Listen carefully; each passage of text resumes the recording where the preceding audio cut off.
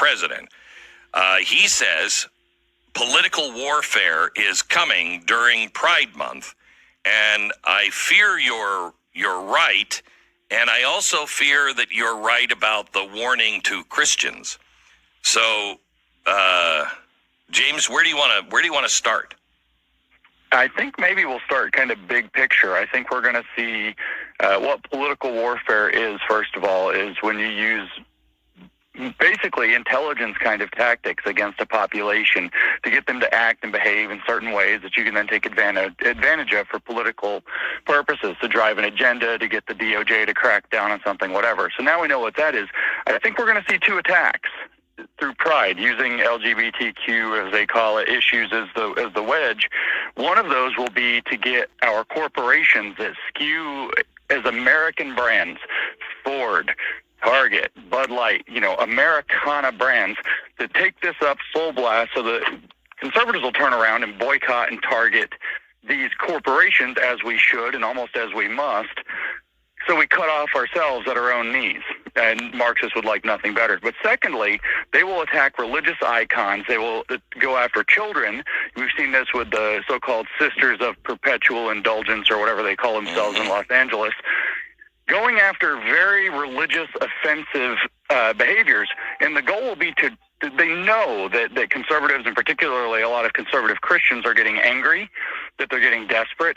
It's almost like they've woke up a dragon, and they're going to feed the dragon and get them to do something stupid that will then turn around and get used against them, to whether it's investigate churches, shut down churches, come down on conservative Christianity just from a political perspective, so that they're the domestic terrorist hotbeds of the country, and then come around in a few months and offer some new fake state-approved Christian churches that'll fill in the space that gets left by bulldozing what exists now. So moves against both Christians and conservatives, but also all Americans. So in one survey conducted between 2007 and 2017, 52%, this is the claim, support some form of Christian nationalism. Later study, Brookings Institute, Public Religion Research Institute, says only 29% of Americans fall somewhere on the Christian nationalist spectrum.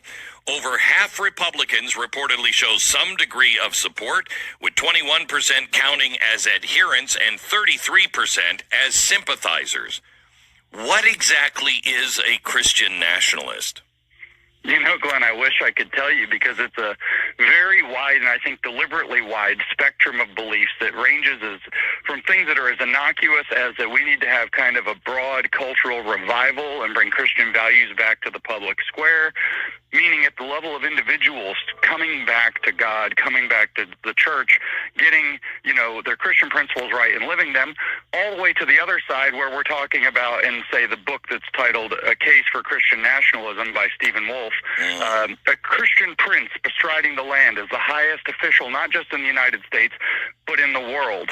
And so this Christian prince is, of course, a Protestant recreation of the Pope, and this person is supposed to become the ultimate civil magistrate, right out of kind of old philosophy. We talk old philosophy sometimes, Glenn, right out of Hegel's philosophy of right, where we're going to have this new kind of brilliant magistrate leader who's going to, have the correct ideals and principles and lead the country. So it's a huge spectrum of that, anything in between. And they're playing, in a sense, both sides against the middle by putting out a wide spectrum of different views, so that if one's unpalatable or one's too soft, they can point to the others and bounce around between the definitions and get people, and especially Christians, to dip into their values and say, well, you know what, I'm a Christian and I believe in this country, so I actually align with something in this, and I'll use the label, which, like I said, I believe is actually a gigantic federal government trap being set for Christians to step right into and lose their liberties. So let me just give you some headlines. Politico. Most Republicans support declaring the United States a Christian nation.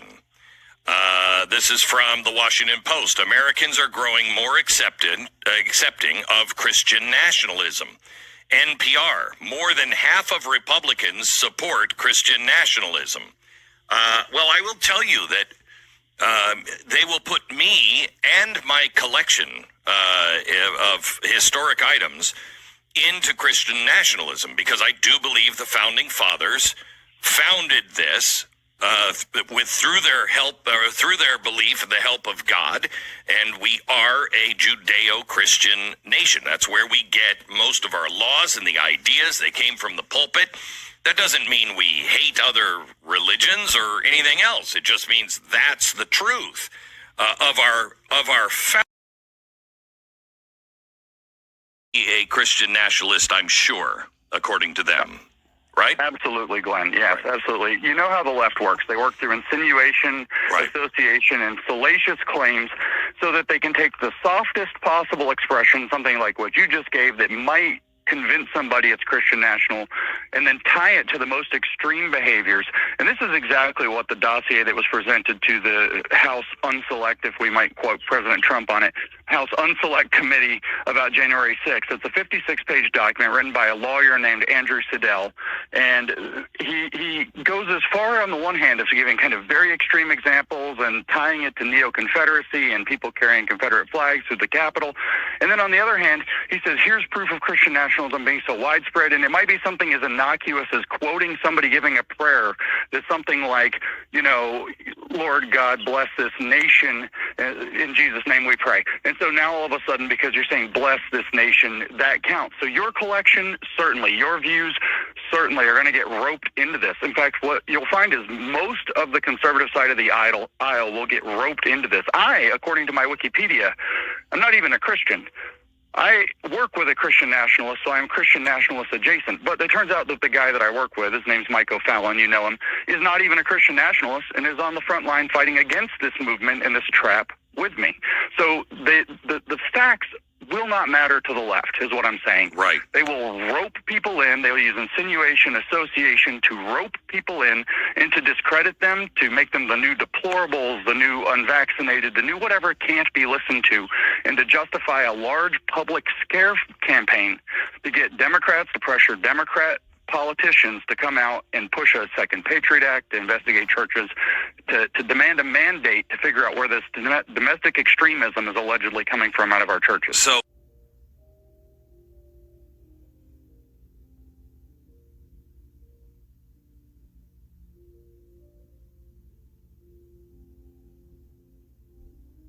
the Joint Committee report on January 6th that white Christian nationalists were more likely to eschew safety measures and prioritize the economy and liberty over the vulnerable.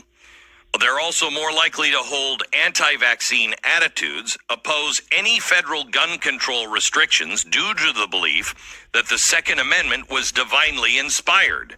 They're more likely to fear immigrants and endorse anti-immigrant policies, and they oppose same-sex marriage and transgender rights.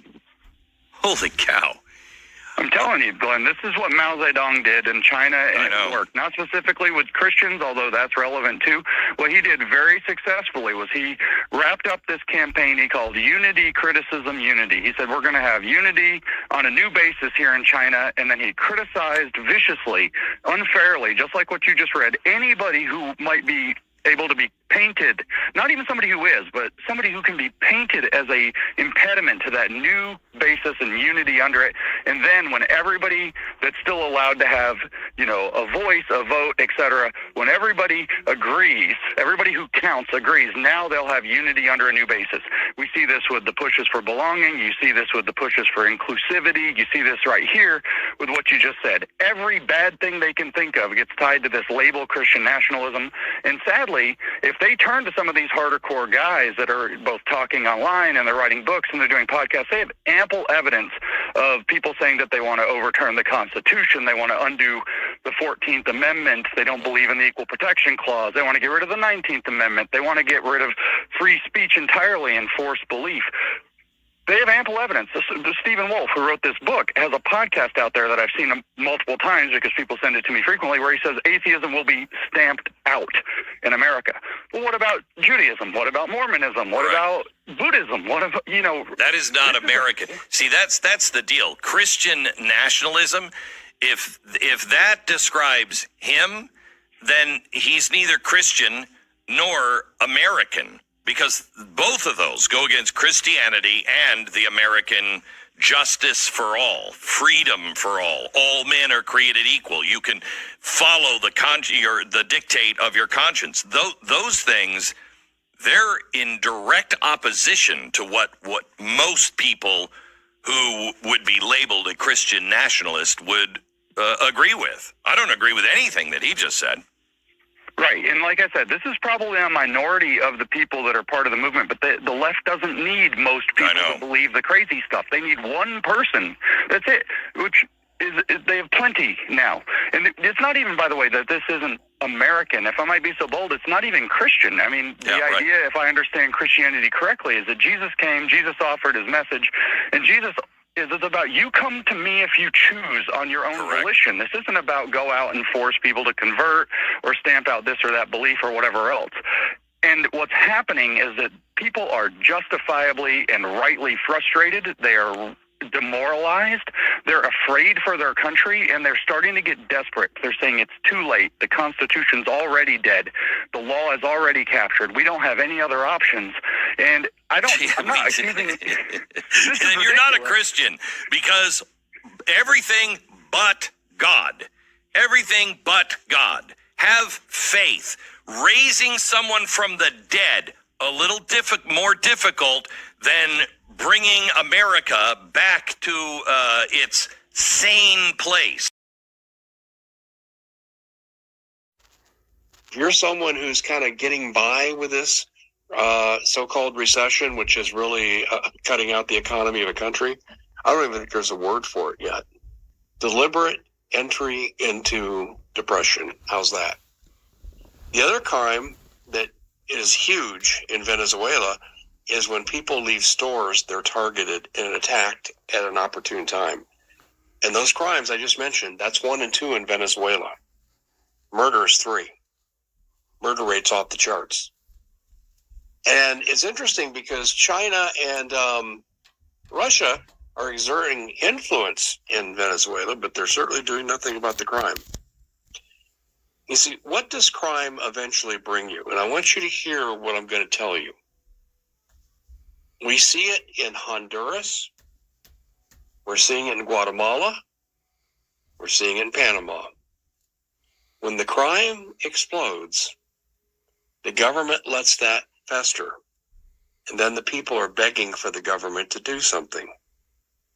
So if you want increased police state powers, just let your people victimize each other. This is what happened over the weekend in Chicago. 41 people shot. 41 people in one weekend were shot. 41 people. And why are people so brazen? Because they know nothing is going to happen to them. And what's the purpose? They're following Democratic policy, Democratic Party policy. And what would that be? Let the rats run wild, so when we come to exterminate the rats, they'll fall into line because save me, save me, save me. I remember when Henry Kissinger made a statement about 20 years ago. He said, right now we'd be up in arms if the UN showed up in one of our cities. He said, but things can be made to happen where they would beg for that. This is this time that's coming. Now you're saying, well, it's primarily in Democratic cities. Well, name a big city that's not Democrat. Can you name one? They go in and they go to an economically disadvantaged group, usually people of color, and they say, we will take on the man for you. You are where you are because you've been exploited. And we will help you. Even if their observations have any kind of validity, it doesn't matter. Because their goal is to get that membership. So now these people buy in. And then they live in the very city that won't protect them. Defund the police. You're at risk. 41 people shot in your city over the weekend. Oh, and if you're a veteran living in a Democratic city, and you're disadvantaged, and you've got PTSD, and you can't function in society, or you're severely handicapped because you went to a foreign country to fight for freedom and do what your country asked you to do, and you come home with parts of your body left overseas, and then they kick you out of state-sponsored housing to give it to illegal immigrants. See, this is police state mentality. They are setting you up to be in a police state. Can I make this any more clear? Integrated. Okay? That means war. That means an invasion. That means blockade. That means supply shock. And why is that, ladies and gentlemen? It's because these semiconductors go in everything. They're going to go in human people's bodies, which is another topic of discussion. Biological integration and transhumanism, which they're already working on. There's 3 companies that have done that. The clinical trials just started for Neuralink. They've already been ongoing with other companies like Synchron and the company that is the BlackRock company that I have mentioned. They go into the graphics processors and the data machines and the supercomputers and the quant-based systems that govern blockchain technology, cryptocurrency, all of your smart devices, the Internet of Things, IoT, everything is connected. The same reason why they put Alexas in your home years ago and they advertised it at the Super Bowl. It was for data intelligence collection and then massive surveillance. It was data mining and learning, similarly with your keystrokes through search engine algorithms, so they could eventually launch DARPA organized tools like OpenChat GPT, which is exactly what it is. They didn't just come up with OpenChat GPT suddenly. There wasn't a pause of 10 years from the launch of Google to all of a sudden we have Chat GPT. They hid the technology for years. Again, this is all about total control, total Orwellianism, if, that's a malaprop, total surveillance and total integration onto a singular network. This is also why we're moving to a cashless system. They're moving to a cashless system because they don't want people to have financial economic control over their own destinies.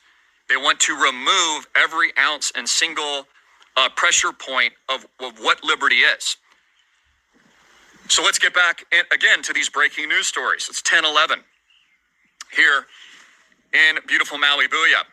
A drone attack hit Moscow Tuesday morning, damaging 2 residential buildings the day after Memorial Day. That's significant. The first strike in a civilian area of the Russian capital since President Vladimir Putin launched an invasion of Ukraine more than a year ago. First question, who do you think's responsible for this, ladies and gentlemen? Who do you think launched the drone attack? I wonder who that could have been. I told you that there would be a moment like this, okay? There would be a Reichstag event. What do you think just happened? It's the Reichstag event. So Ukraine now positioning to go on the offensive in the Crimean Peninsula. I'll just give my opinion now because I always state when it's my opinion. This is going to end in absolute total chaos and disaster. So this is breaking out. I'll keep you guys updated on this. This is absolutely worst case scenarios across the board. The U.S. government, bankrupt, insolvent. You've just had 7 banks go to zero. But here's what you also need to understand. I was having some great calls over the weekend, by the way, from many American patriots worldwide. And one of you in particular said to me, well, Christopher, I would hate to see Bitcoin at like $200,000-$300,000 or even $1 million, and where the U.S. dollar would be in that circumstance. And I responded, what a lot of people don't understand, again, is the U.S. dollar has already collapsed. Everyone's talking about hyperinflation and a dollar collapse because the U.S. dollar is already finished. They're turning on the new system and establishing new infrastructure for the CBDC. The U.S. dollar is done. Case in point, let's just hardball, spitball some facts. Case-Shiller Index report on housing came out today. They said there is no dip. Just like I told you, there's not going to be a dip, guys. This is hyperinflation. You will own nothing and be happy. This is what they want. You will. In fact, just yesterday, there was an F-16 or similar jet that blew past an American aircraft. I think it was in the East or South China Seas. And in fact, even recently, Elon Musk was interviewed by Mark Faber of CNBC and said the integration of Taiwan, meaning an invasion, is imminent. A blockade. And so I asked the question again, is this just a continuance of the American empire's downfall and collapse of our entire system? This is spiritual warfare, ladies and gentlemen. As I've been saying and warning for over a decade now, they will be inserting microchips into your head. And in fact, Neuralink this week, I could feel it spiritually. I knew it before the announcement even came because God told me. Neuralink and its human clinical trials have been approved. In fact, there's 2 other companies of which human clinical trials have already been approved, and they're working on now. And in fact, Elon Musk and others have fully admitted now it's not just for paraplegics or those with palsy, it's for everybody. Because you're going to have to compete with AI and ChatGPT, and you're